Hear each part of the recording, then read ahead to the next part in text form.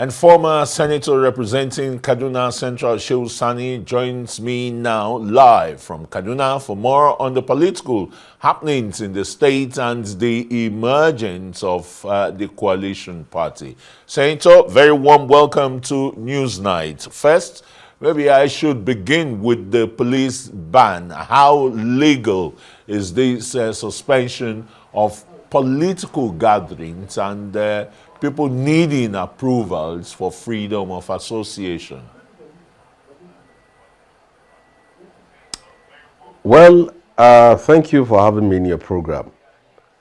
Well, the issue of police demanding for an approval or notification for a meeting never started just yesterday.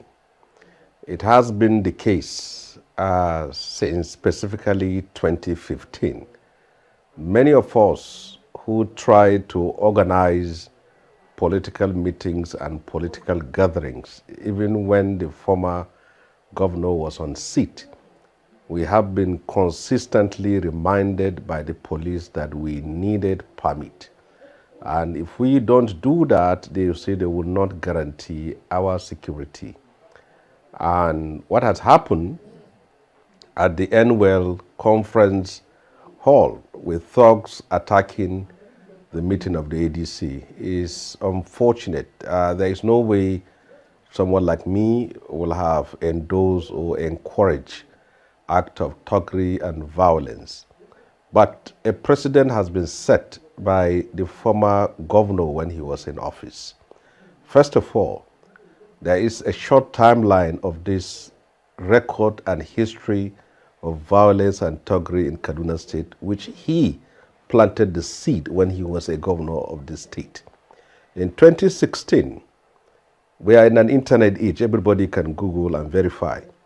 In 2016, December specifically, armed thugs attacked my constituency office, injured my staffs, and carted away a number of items, which those thugs are none other than the supporters of El-Rufai when he was a governor. Secondly, in 2017, in the Nigerian Union of Journalists Secretariat, before all the journalists in Kaduna, this is something you can verify, specifically in July, we were holding a press conference with Senator Hunkwi, Tijar Ramalan, the gubernatorial candidate of PDP, Isa Ashiru, and others. Armed thugs attacked us, injured journalists, destroyed properties, and scattered the whole place. It happened. In 2018, Senator Hunkwi was at the very spot where El-Rufai claimed to have been attacked, in the same hall.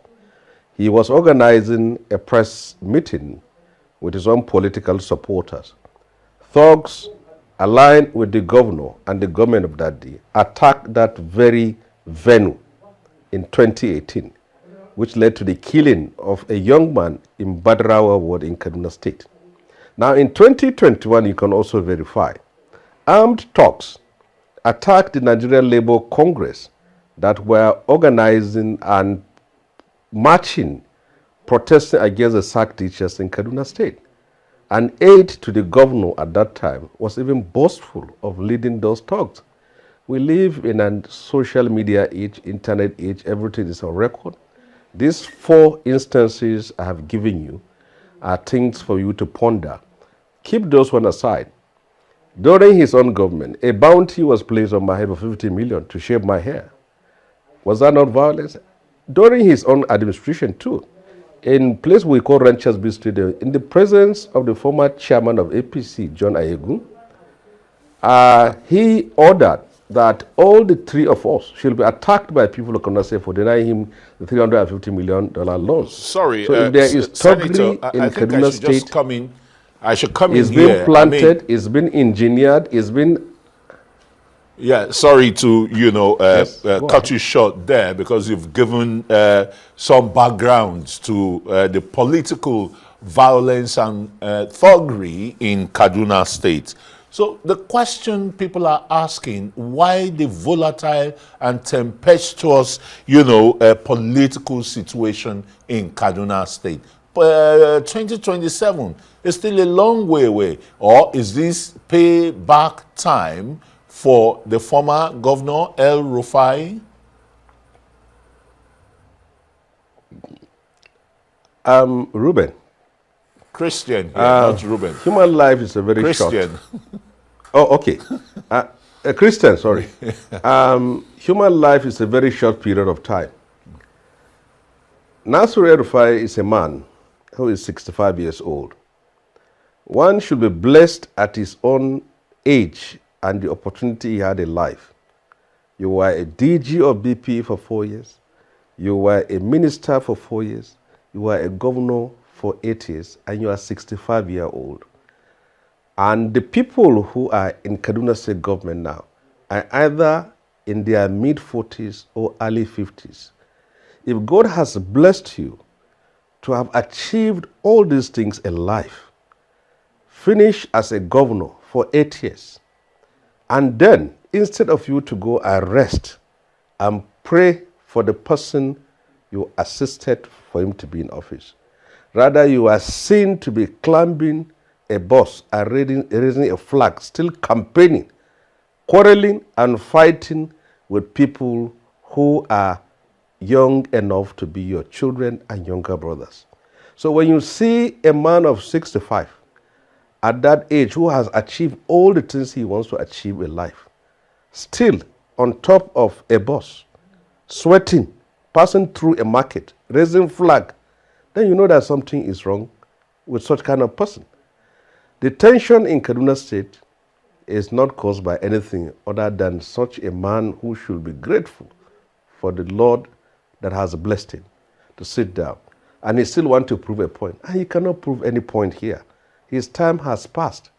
If he said he has assisted Sani to be the governor of Kaduna State today, Senator Hunqui assisted him to be the governor of Kaduna State. Nasiru was never a politician. Structures were established, set up. They brought him from nowhere. He never even contested for a councillor in his life.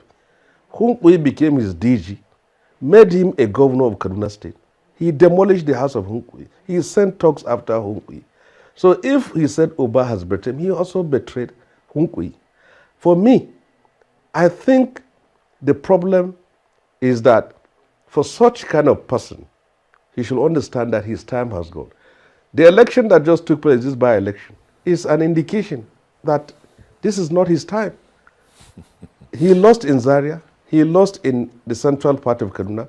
He couldn't produce anything. His party was almost even last in the whole table of this performance. Is it not enough for somebody with family, with wives, with children, for him to go back and do other things? When he was a governor, he said when he's out of office, he's going to go back to school. He never went back to school. Well, Senator, when he was a governor, he said when he's out of office, he'll go back to business. He went to Kano and launched a business and never is seen in the field of business. He is still back in politics. If a 65-year-old man is still in politics, struggling for what God has already given him, what is the future of people in their 20s and in their 30s in Nigeria? For goodness sake. Let me quickly come in here. I mean, you've reeled quite a number of issues, surrounding just one man, not even looking at the political atmosphere, the political party, ADC, and, the thuggery that was on, or the violence that was unleashed on the conveners and the conferees in that hall. So this is like more of a vendetta against Nasir El-Rufai?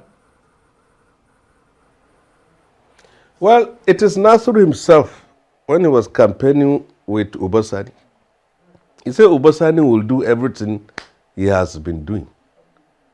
So when this thing happened just 2 days ago, I had the privilege to call Sani because I was not happy. And what told me he was not responsible for it. And I checked very well. And I think, because my own thinking is that he is a former governor, he deserves some form of respect, despite the fact that he is the architect of all the Thuggery involved. Any person you see involved in Thuggery today is being recruited by that governor when he was in the state. Because The people who are all engaged in this thuggery were the ones who have been used and abandoned. And if you're in politics, you know that. You recruit people to achieve your certain aim. After you did it, you don't call them, answer their phone. You don't see them. They don't see you. I mean, that is the fact of the matter. It's not about ADC being... I am the highest recipient of political violence in Kaduna State for the whole 8 years which this man has served as a governor. There is no interview this man will not have granted without telling people to attack me. There is no time this man will speak to the people of Kaduna State without maligning and defaming me for the whole 8 years he served. I have survived thuggery, I have survived violence, I have survived government attacks, all within this period. I am not saying this for these issues, but these are things which you only need to Google search and see what happened to me. Well, so I will not be happy to see it happening to him despite that he did to me. I'm sure. And people who are talking now couldn't talk at that very time. Well, I'm sure, Senator, a lot of the people of Kaduna and political watchers would be looking forward to a robust, political atmosphere instead of the brickbats and fisticuffs that we're seeing now.